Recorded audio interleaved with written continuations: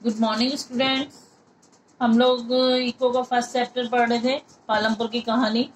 उसी में आगे देखेंगे पालमपुर के किसानों में भूमि किस प्रकार वितरित है। आपने यह जान लिया होगा कि खेती के लिए भूमि कितनी महत्वपूर्ण है।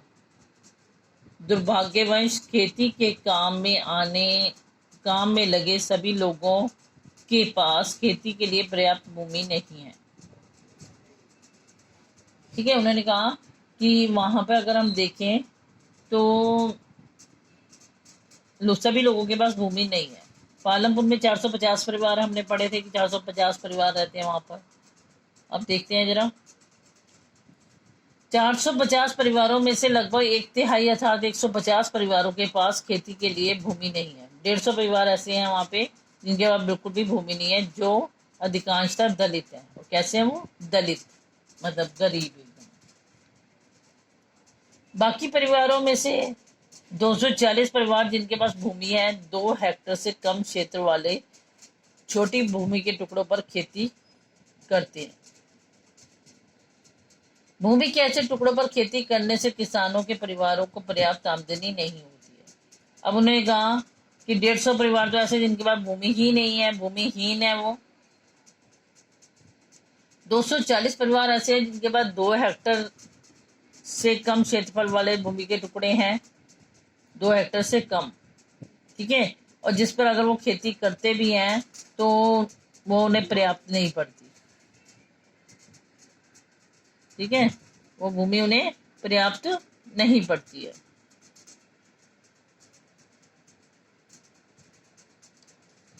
दो हेक्टेयर से कम, इसके बाद आ गया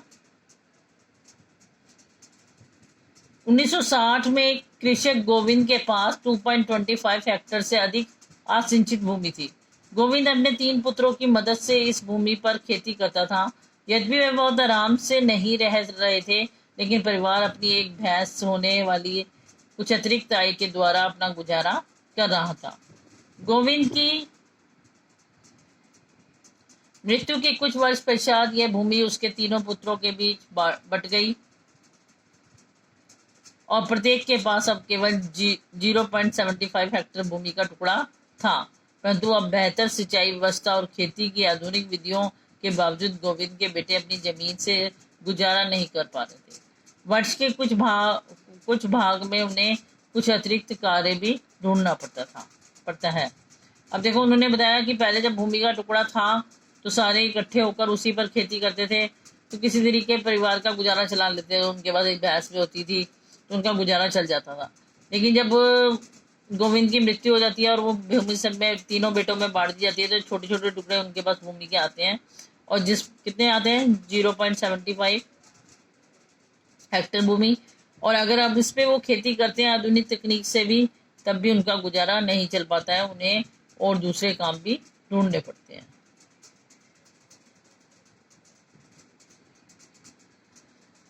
1.5 में आप एक गांव के चारों ओर बिखरे हुए भूमि के छोटे छोटे टुकड़ों को देख सकते हैं। इन पर छोटे किसान खेती करते हैं। दूसरी ओर गांव में आधे से ज्यादा क्षेत्र में काफी बड़े आकार के प्लांट हैं। पालमपुर में मझोले और बड़े किसानों के 60 परिवार हैं जो 2 हेक्टेयर से भी अधिक भूमि पर खेती करते हैं। अब वो कह रहे हैं 60 परिवार ही सिर्फ ऐसे हैं जिन पर 2 हेक्टेयर से अधिक भूमि है और जिन पर वो खेती करते हैं, उन्हें हम बोलते हैं बड़े किसान। बड़े किसानों के पास 10 हेक्टेयर या इससे भी अधिक भूमि है। ठीक है, तो ये एक सारणी बनाने को आती है। आज मैंने आपको क्वेश्चन आंसर में ये सारणी भेजी भी है कि 450 परिवारों में पालमपुर के किस प्रकार भूमि का वितरण किया गया है, दिखाइए। अब ये जो चित्र 1.5 दिखाया है, ये देखिए, ये चित्र है। उन्होंने यहाँ दिखा दिया कि बहुत कम लोग हैं जिनके पास इतने बड़े बड़े भूमि के टुकड़े हैं। कईयों के पास तो इतना है, ये बड़े बड़े टुकड़ों वाले तुम्हें दिखा दिए, कि बिल्कुल छोटे छोटे हिस्से भी दिखा दिए। ठीक है, इस तरीके भूमि का वितरण हुआ है। ये क्वेश्चन आता है।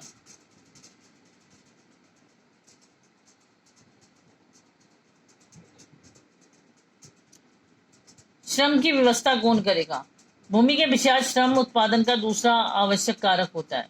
खेती में बहुत ज्यादा परिश्रम की आवश्यकता होती है।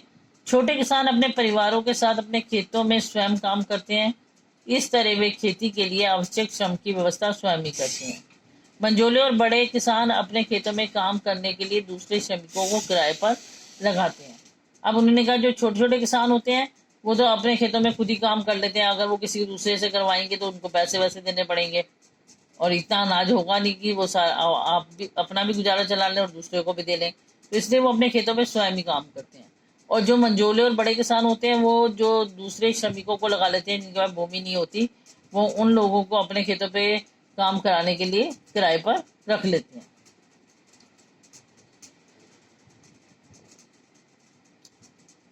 खेतों में काम करने के लिए श्रमिक या तो भूमिहीन परिवारों से आते हैं या बहुत छोटे प्लाटों में खेती करने वाले परिवारों से। अब वही उन्होंने जो मैंने अभी कहा कि जिनके पास अपनी भूमि नहीं होती, गरीब लोग होते हैं, वो लोग आ जाते हैं इनके पास काम करने। खेतों में काम करने वाले श्रमिकों का उगाई गई फसल पर कोई अधिकार नहीं होता जैसा किसानों का होता है, बल्कि उन्हें उन किसानों द्वारा मजदूरी मिलती है जिसके लिए वे काम करते हैं। मजदूरी नगद या वस्तु जैसे अनाज के रूप में भी हो सकती है। अब उन्होंने कहा ये नहीं कि वो उस खेतों पे काम करेंगे तो बदले में उनका अधिकार हो जाएगा उस फसल पे, ऐसा नहीं होता। वो एक तरह से वहाँ नौकरी कर रहे होते हैं और वो वहाँ काम करते हैं, बदले में उन्हें मजदूरी दे दी जाती है।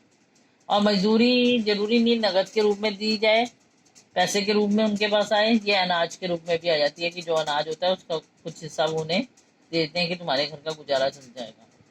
कभी कभी श्रमिकों को भोजन भी मिलता है। मजदूरी एक क्षेत्र से दूसरे क्षेत्र, एक फसल से दूसरी फसल और खेत में एक से दूसरे कृषि कार्य के लिए अलग अलग होती है।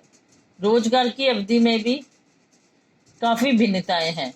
खेत में काम करने वाले श्रमिक या तो दैनिक मजदूरी के आधार पर कार्य करते हैं या उन्हें कार्य विशेष जैसे कटाई या पूरे साल के लिए काम पर रखा जाता है।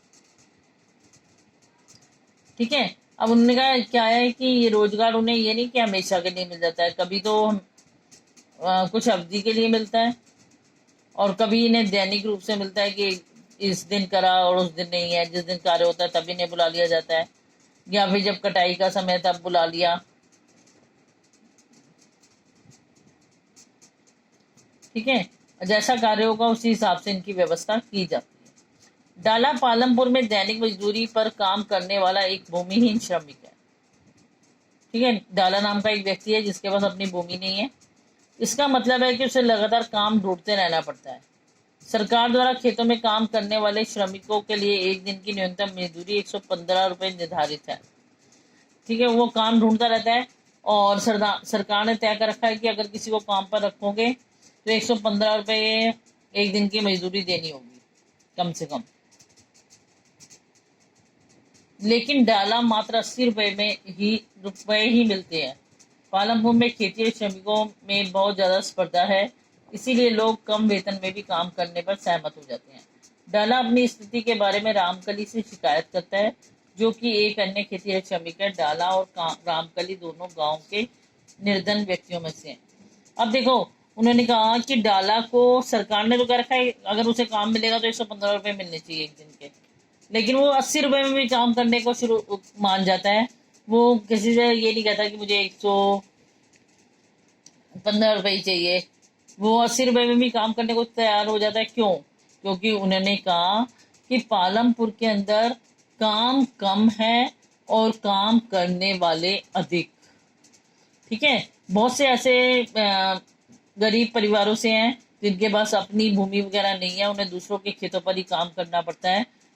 ठीक है, भूमिहीन के मैंने अभी भूमिहीन लोगों की संख्या सबसे ज्यादा बताई आपको, तो वो दूसरों के खेतों पर ही जाकर काम करते हैं। काम करना होता है तो उसका फायदा ये जो बड़े किसान वगैरह होते हैं उठाते हैं। उनको कहते हैं हम तो इतने पैसे देंगे, करना है।